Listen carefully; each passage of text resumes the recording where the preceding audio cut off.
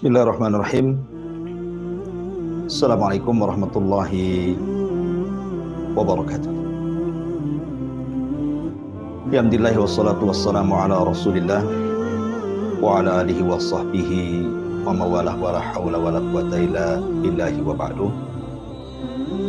Alhamdulillah, segala puja dan puji hanya milik Allah subhanahu wa ta'ala. Salawat dan salam kita hadiahkan kepada Rasul kita baginda Nabi besar Muhammad sallallahu alaihi wa ala alihi wasallam. Segala puja dan puji hanya milik Allah di pagi hari yang cerah ini. Allah mempertemukan kita lewat media ini, sebagaimana Allah pertemukan kita di media ini. Semoga Allah pertemukan kita juga di surga Allah Jalla fi'ula. Para pendengar yang dimuliakan Allah subhanahu wa ta'ala, di pagi hari ini kita akan mencoba mengkisahkan kisah-kisah di dalam Al-Quran. Tentu kisah-kisah dalam Al-Quran itu banyak sekali, tetapi yang ingin saya sampaikan di pagi hari ini, kita akan berkisah-kisah dalam Al-Quran berkenaan dengan qasasul anbiya, kisah-kisah para nabi. Karena tidak ada kisah yang terbaik di dunia ini melebihi kisah para nabi. Makanya Allah subhanahu wa ta'ala mengatakan, nahnu naqussu 'alaika ahsanal qasas. Kami wahai Muhammad akan mengkisahkan kepadamu tentang kisah terbaik dalam Al-Quranul Karim. Ma'asyiral muslimin yang dimuliakan Allah subhanahu wa ta'ala, maka di antara nabi yang kita akan kisahkan adalah Nabi Allah Adam alaihi salatu wassalam. Allah subhanahu wa ta'ala ketika mengutus para nabi dan rasul ke bumi ini, jumlahnya cukup banyak. Dalam hadis Abi Dzar Al-Ghifari radhiyallahu an, ketika beliau bertanya kepada Nabi sallallahu alaihi wasallam tentang kam adadul anbiya, berapa jumlah para nabi? Maka Nabi sallallahu alaihi wasallam mengatakan jumlah para nabi itu 120.000 nabi dan 315 rasul. Tetapi yang kita kenal namanya dalam Al-Quran hanya 25 nabi dan rasul, di mana 15 nama tercantum dalam surah Al-An'am, dan nama-nama sisanya sampai menggenapkan 25 nabi dan rasul tersebar di beberapa ayat di dalam Al-Quranul Karim. Tentu nabi yang pertama yang diutus oleh Allah subhanahu wa ta'ala adalah Nabiullah Adam alaihi salatu wassalam, sekaligus Abul Basharil Awwal, bapak manusia yang pertama. Ketika Allah subhanahu wa ta'ala hendak menciptakan makhluknya, maka makhluk yang pertama yang Allah ciptakan adalah arsy Allah azza wa jalla. Dan arsy itu artinya singgasana. Kemudian setelah itu Allah subhanahu wa ta'ala ciptakan air di bawah arsy, dan setelah itu Allah ciptakan pena alias qalam. Maka Allah subhanahu wa ta'ala berfirman kepada qalam, catat segala sesuatu, uktub ma kana wa ma sayakun. Wahai pena, catatlah sesuatu yang telah terjadi dan yang akan terjadi sampai kiamat dibangkitkan. Maka pena pun mulai mencatat, kemudian diletakkan di sebuah tempat yang disebut dengan Lauhil Mahfuz. Ketika Allah subhanahu wa ta'ala menciptakan pena dan Lauhil Mahfuz, maka Allah subhanahu wa ta'ala baru menciptakan langit dan bumi atau alam semesta sebagaimana tertera dalam Al-Quran selama 6 hari. 6 hari ini tentu dibagi-bagi. Pertama, Allah subhanahu wa ta'ala menciptakan bumi selama 2 hari, dimulai hari Ahad sampai hari Senin. Kemudian Allah subhanahu wa ta'ala naik ke langit dan menciptakan langit di hari Selasa dan hari Rabu. Kemudian Allah subhanahu wa ta'ala turun lagi ke bumi, kemudian menciptakan fasilitas bumi, lautannya, gunung-gunungnya, binatang-binatangnya dan semacamnya selama 2 hari, dari hari Kamis ke hari Jumat. Makanya Allah mengatakan, inna khalaqna as-samawati wal ardh fi sittati ayyamin. Kami ciptakan langit dan bumi dalam proses 6 hari. Ketika Allah Subhanahu wa taala menciptakan bumi ini, maka Allah Subhanahu wa taala menciptakan makhluk yang pertama kali adalah kalangan jin. Jinlah yang menghuni bumi sebelum manusia. Tetapi jin ini memang lebih banyak yang merusak dibandingkan yang beriman. Sehingga terjadilah kerusakan di antara mereka, berperang, menumpahkan darah dan begitu seterusnya. Sampai akhirnya kemudian Allah Subhanahu wa taala memerintahkan malaikat yang pertama kali diciptakan dari makhluk yang berakal, maka malaikat diberikan wewenang untuk mentertibkan bangsa jin. Maka dipilihlah salah satu jin yang saleh, yang dalam catatan ajaran-ajaran di luar Islam seperti ahli kitab mereka menyebutnya dengan sebutan Ajazil. Ajazil inilah jin yang paling saleh, tetapi belakangan kemudian menjadi iblis. Kemudian setelah Ajazil dibantu oleh para malaikat mentertibkan bangsa jin di permukaan bumi, akhirnya kemudian Allah berikan anugerah kepada Ajazil, jin yang saleh ini, karena sudah berhasil mentertibkan bangsa jin, maka kemudian dibawa dan diberikan hadiah untuk tinggal di surga. Disitulah Allah Subhanahu wa taala berkeinginan untuk menciptakan makhluk yang akan menjadi khalifah di permukaan bumi. Maka Allah ciptakan Adam alaihi salatu wassalam. Adam tercipta dari tanah, sebagaimana jin tercipta dari ujung nyala api, sebagaimana malaikat tercipta dari cahaya. Maka ketika kemudian Allah Subhanahu wa taala memerintahkan malakul maut untuk mengambil tanah-tanah yang ada di bumi dengan berbagai macam jenis tanah dan sifat-sifat tanah. Kemudian tanah ini diangkat ke langit, kemudian dibentuklah Adam oleh Allah Subhanahu wa taala. Disitulah kemudian nampak hasad daripada iblis. Makanya para ulama hati menyebutnya bahwa penyakit hasad itu adalah penyakit yang pertama terjangkit di langit dan yang pertama kali terjangkit di bumi, hasadnya Qabil kepada Habil. Ketika Allah Subhanahu wa taala mulai merangkai Adam dengan sebaik-baik bentuk, laqad khalaqnal insana fi ahsani taqwim. Sungguh kami ciptakan manusia itu dengan sebaik-baik bentuk. Maka iblis yang ketika itu menghuni di sorga menyangka bahwa Adam akan menggantikan posisinya. Mulailah hasad, karena hasad itu artinya bercita-cita menghilangkan kenikmatan yang ada pada orang lain untuk berpindah kepada dirinya. Ketika Adam kemudian sudah mulai mengering dan belum ditiupkan ruh, maka iblis kemudian datang menemui Adam, berputar-putar di sekitar patung Adam. Terkadang dia masuk di lubang telinga, keluar di lubang hidung, keluar masuk dari lubang hidung, keluar dari lubang dubur, dan begitu seterusnya. Dan iblis mengetahui bahwa Adam adalah makhluk yang lemah karena memiliki ajwa perongga. Maka dia mengatakan, lau sullitu alayya la uhlikan. Kalau makhluk ini dikuasakan kepada aku, kuhancurkan dia. Dari situ hasadnya iblis makin nampak. Sampai pada waktunya Allah Subhanahu wa taala mengumpulkan para malaikat, termasuk juga Ajazil ada di situ. Maka Allah Subhanahu wa taala berfirman, wa idz qala rabbuka lil malaikati isjudu li adam fasajadu illa iblis aba wastakbara wa kana minal kafirin. Dan ketika Rabbmu berfirman kepada seluruh malaikat, dan malaikat makhluk yang tidak pernah bermaksiat kepada Allah Azza wa Jalla, sujudlah kalian kepada Adam alaihi salam. Maka semua malaikat sujud karena ketaatannya kepada Allah, illa iblis, kecuali Ajazil, jin yang saleh, akhirnya menjadi jin yang paling kufur, bahkan jin yang paling jahat. Ketika itulah Ajazil tidak disebut Ajazil tetapi menjadi iblis. Dan itulah bahasa Al-Quran selalu menyebut kata iblis. Maka iblis tidak mau sujud kepada Adam alaihi salatu wassalam, sehingga Allah Subhanahu wa taala murka dan bertanya, kenapa engkau tidak sujud kepada makhluk yang aku ciptakan, wahai iblis? Maka dengan sombongnya dia mengatakan, ana khairun minhu, aku lebih baik dibandingkan makhluk ini, maksudnya Adam. Kenapa? Khalaqtani min nar wa khalaqtahu min tin. Kau ciptakan dia dari tanah, sementara aku tercipta dari api. Maka iblis seolah-olah merasakan bahwa asal ciptaan dia jauh lebih baik dibandingkan Adam. Sebenarnya ini kias batil, kias yang tidak benar. Karena bagaimanapun tanah itu jauh lebih baik dibandingkan api. Di atas tanah inilah dibangun masjid, di atas tanah inilah dibangun rumah, manusia bisa hidup. Apa fungsi api kecuali membakar dan merusak? Tetapi Karena hasadnya iblis itulah dia mengatakan seolah-olah dia jauh lebih baik. Makanya kemudian para ulama mengatakan jangan suka anania.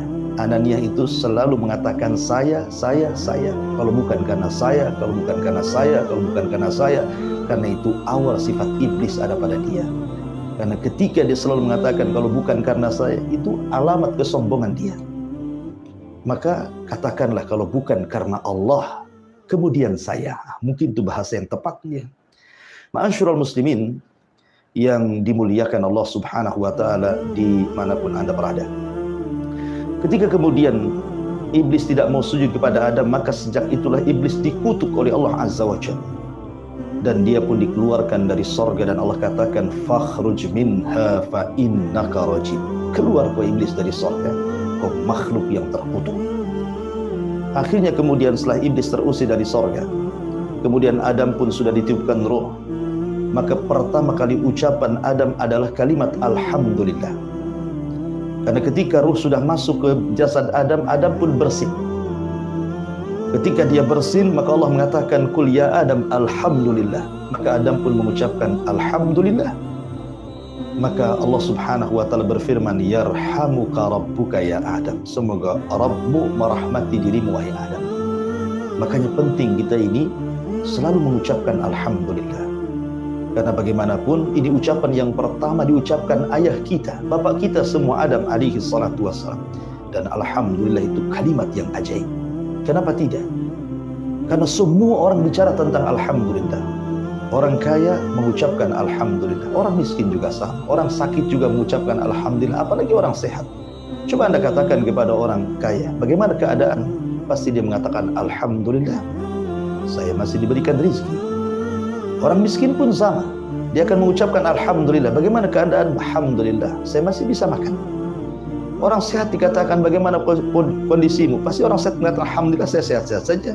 Orang sakit pun sama, ketika ditanya bagaimana kondisimu, maka dia mengatakan Alhamdulillah, saya masih hidup, sebelah kemarin sudah meninggal.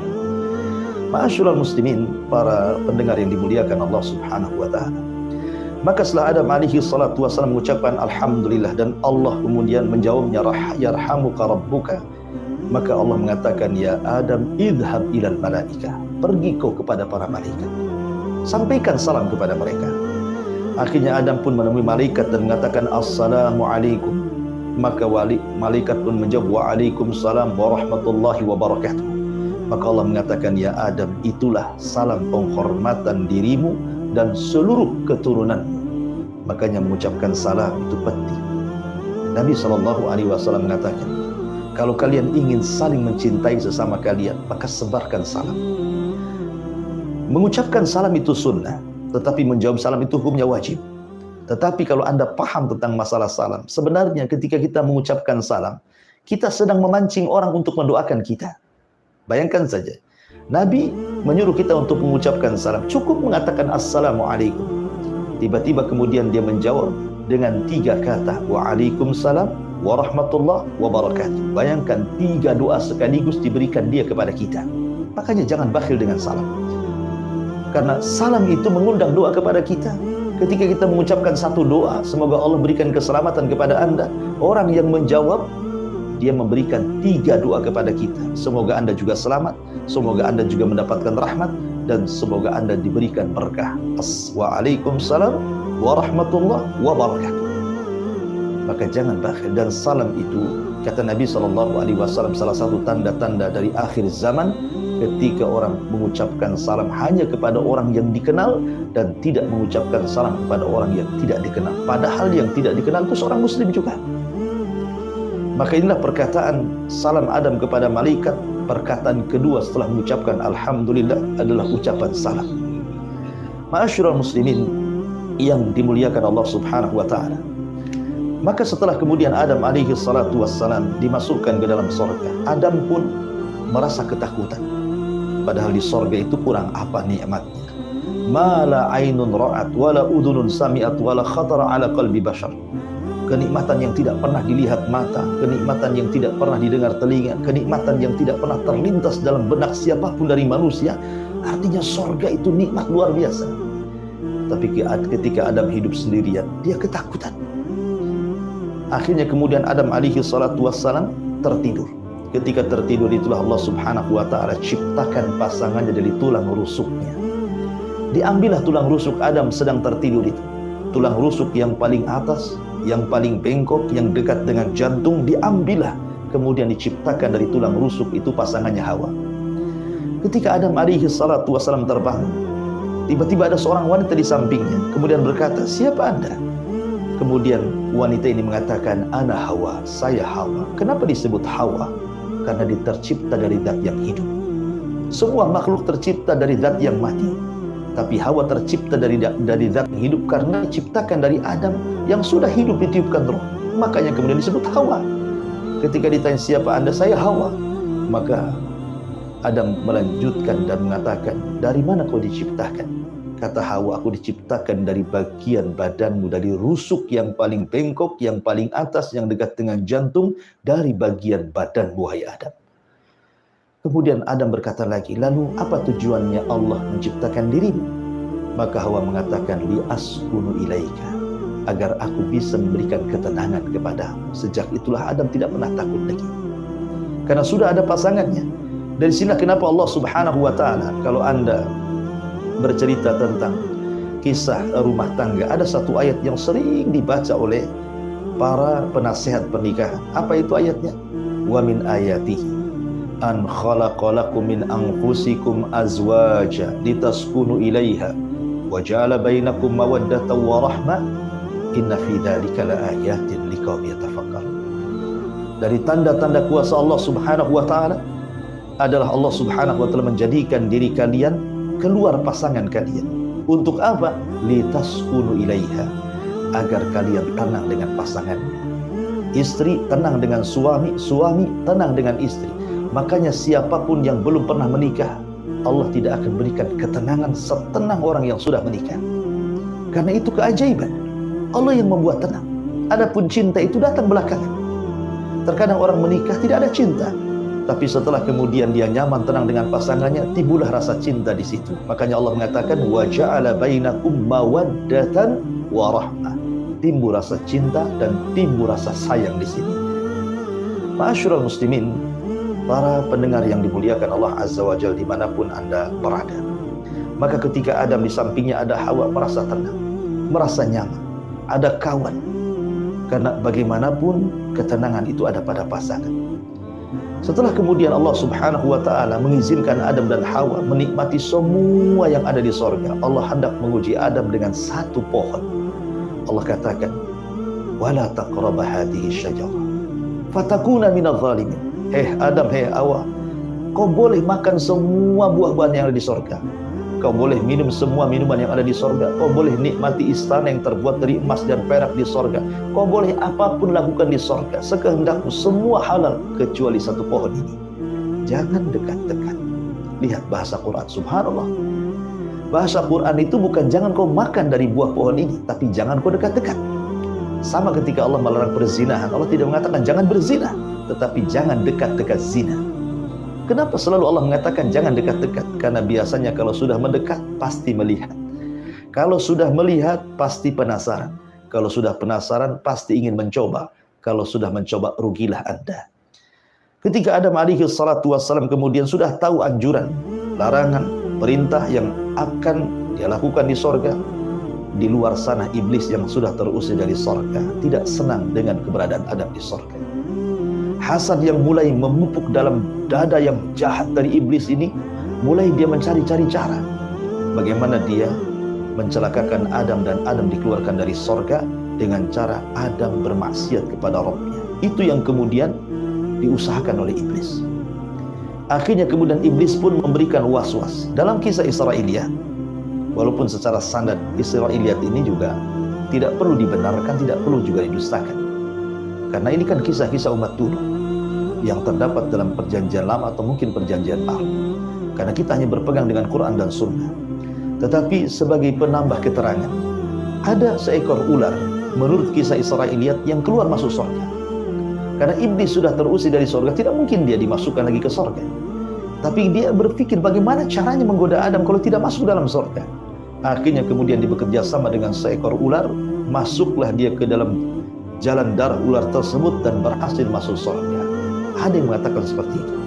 Tapi ada yang mengatakan iblis tetap di surga, tapi dengan kuasanya dia diberikan kemampuan memberikan was-was di luar surga ke dalam surga. Sama seperti sekarang. Sekarang sudah ada alat komunikasi.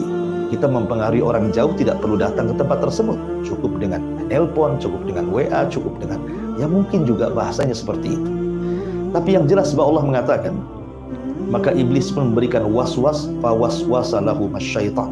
Maka syaitan pun memberikan was-was kepada Adam dan Hawa. Dengan disuruh mendekati pohon itu. Tetapi Adam ini masih beriman kuat, Hawa juga kuat.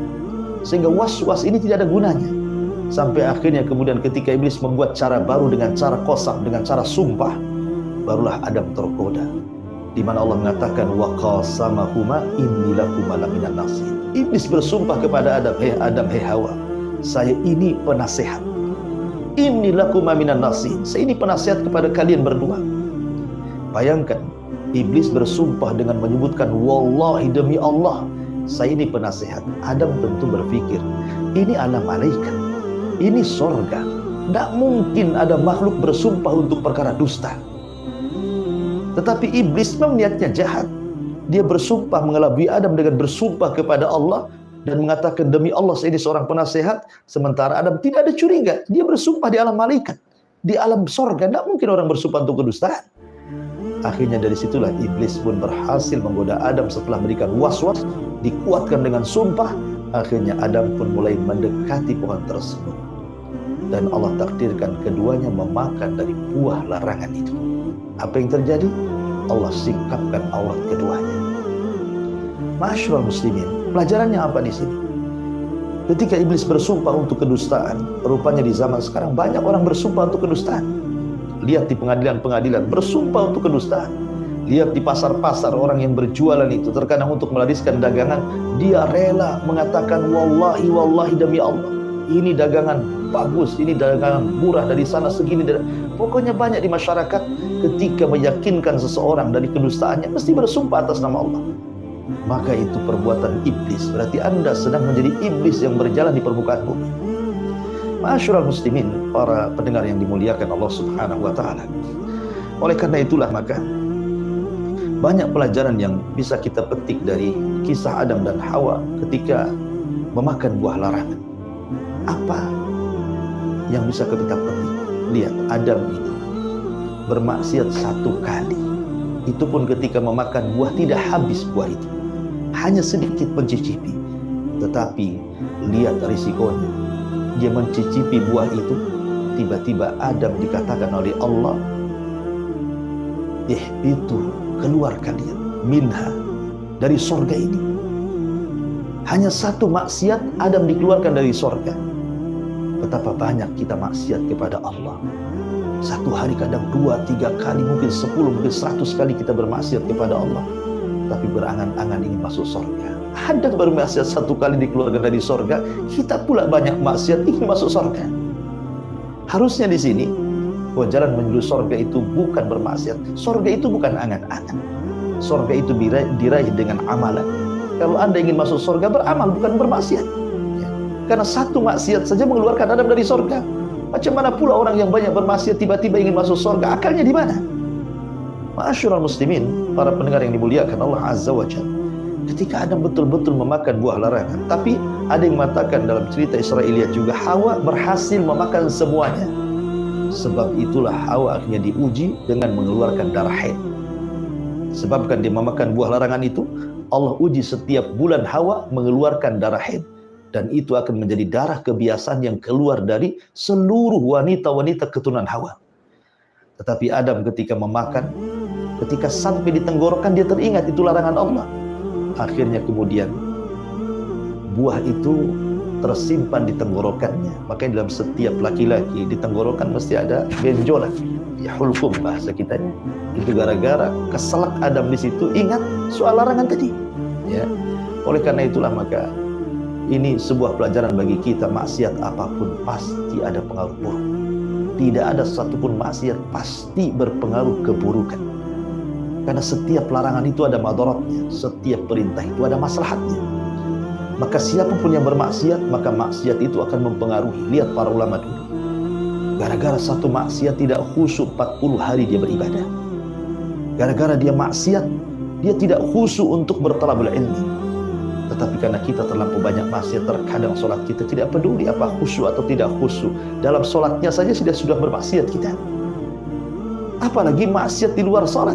Padahal sholat sendiri adalah tanha anil fahsya'i wal munkar, mencegah perbuatan fahsya. Perbuatan fahsya itu artinya ucapan kotor, munkar itu artinya perbuatan fasik. Harusnya orang yang sholat itu santun ucapannya. Harusnya orang yang sholat itu keluar sholat dia tidak bermuamalah dengan riba, dia tidak berzina, dia tidak berghibah. Harusnya seperti itu gitu ya. Tapi ini sholatnya tidak berpengaruh. Kenapa? Jangan salahkan sholatnya, salahkan kita yang sholatnya tidak sungguhan. Kalau seandainya wudhu kita benar, kemudian sholat kita khusyuk, kemudian memang kita menghadirkan niat untuk berubah, dalam sholat itu ada kata-kata ihdinas siratal mustaqim. 17 kali kita membaca ihdinas siratal mustaqim dalam sholat. Artinya apa? Ya Allah, berikan petunjuk kepadaku. Kalau dia betul-betul meminta petunjuk dalam sehari 17 kali, tidak mungkin Allah tidak kasih petunjuk. Tapi kita terkadang membaca itu main-main. Dia tidak pernah serius membaca itu. Makanya petunjuk tidak pernah hadir. Tapi sholat di luar sholat sama saja ya. Oleh karena itulah maka jangan pernah bermaksiat, karena maksiat ini pengaruhnya besar dalam kehidupan. Ma'asyiral muslimin, para pendengar yang dimuliakan Allah Azza wa Jalla, intinya akhirnya Allah Subhanahu wa taala turunkan Adam, Allah turunkan Hawa, Allah turunkan iblis ke bumi. Ada yang mengatakan Adam diturunkan di India, di Sri Lanka, ada yang mengatakan Hawa diturunkan di Jeddah, ada yang mengatakan iblis diturunkan di lautan, makanya istana di tengah lautan. Maka sejak itulah 3 makhluk yang Allah ciptakan ini saling bermusuhan satu dengan yang lainnya. Adam musuhnya iblis, Hawa musuhnya iblis, iblis musuhnya Adam dan Hawa. Artinya iblis punya 2 musuh, sementara Adam dan Hawa punya 1 musuh. Makanya kenapa iblis selalu menggoda, kalau tidak jalur laki-laki maka jalur perempuan. Suaminya tidak bisa digoda, istrinya bisa digoda. Betapa banyak suami yang istiqomah menjadi jahat gara-gara istrinya. Saya contohkan saja. Suami hak kepada orang tua tidak terputus dengan menikah. Tapi istri ketika menikah, maka suami nomor 1, orang tua itu nomor 2. Betapa banyak suami apabila hendak berbuat baik kepada orang tuanya, dilarang sama istrinya ya. Dilarang sama istrinya, jangan kau kirim bang ke orang tuamu, kita masih kurang, kita masih begini, kita masih begitu. Artinya iblis kalau tidak bisa menggoda di suaminya, pasti dari jalur istrinya. Karena dia musuhnya 2, Adam dan Hawa. Oleh karena itulah maka Allah berfirman dalam Al-Quran, fa imma ya'tiyannakum minni hudan fala yadhillu wa la yashkur. Adam, Hawa, iblis, kalau sudah sampai di bumi, aku akan turunkan petunjukku. Siapa yang mengikuti petunjukku maka tidak akan tersesat dan tidak akan celaka. Inilah nasihat singkat ataupun kisah singkat kisah Adam dan Hawa, karena insyaallah kita akan berlanjut tentang qasasul Quran, kisah-kisah dalam Al-Quran, kisah-kisah para nabi, kisah-kisah orang-orang terdahulu, karena banyak ibrah dan pelajaran. Karena sedikit sekali di zaman sekarang orang yang mau tadabbur dengan Al-Quran, belajar Al-Quran. Padahal Al-Quran itu satu-satunya petunjuk yang bisa mengantarkan kita keselamatan dunia kita dan akhirat kita. Wallahu a'lam bishawab. Saya kembalikan kepada moderator Faliyatafadhal masyaallah.